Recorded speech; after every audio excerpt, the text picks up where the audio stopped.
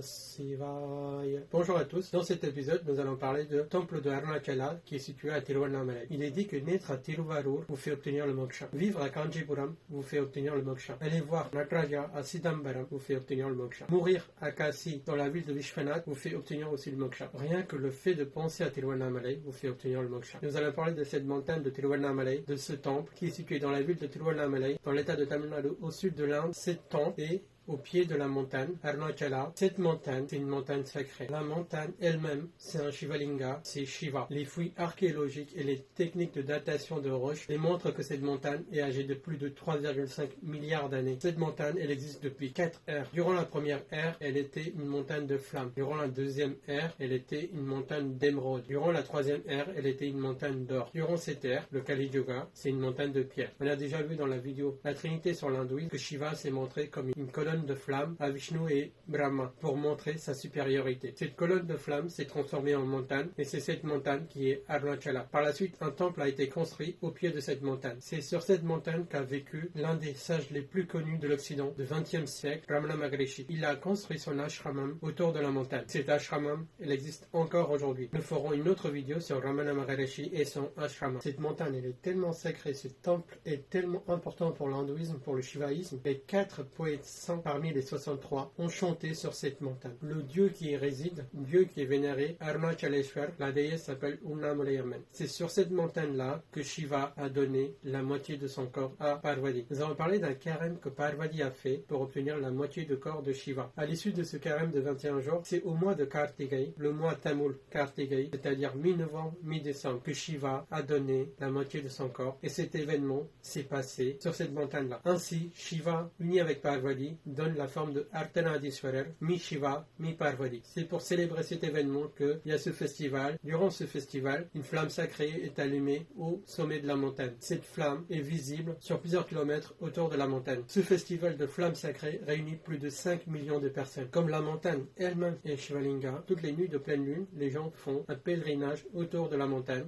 Ce pèlerinage qui se fait à pieds nus est de 14 km. Ce pèlerinage s'appelle Girivalam. Tout au long de cette voie de Girivalam, vous pouvez trouver beaucoup de sages qui sont là en train de prier Shiva. Durant le pèlerinage de Girivalam, il ne faut pas les déranger. Vous pouvez trouver beaucoup d'ashramam, dont celui de Ramana Maharishi. Il y a plus de 1 million de personnes qui font le pèlerinage de Girivalam tous les ans. J'ai eu la chance d'aller faire ce pèlerinage, j'ai eu la chance d'aller prier Arunachaleshwar. Il se passe des miracles autour de cette montagne. Si vous avez un jour la chance d'aller dans le sud de l'Inde, je vous invite à aller à Tiruvannamalai, vous verrez des miracles.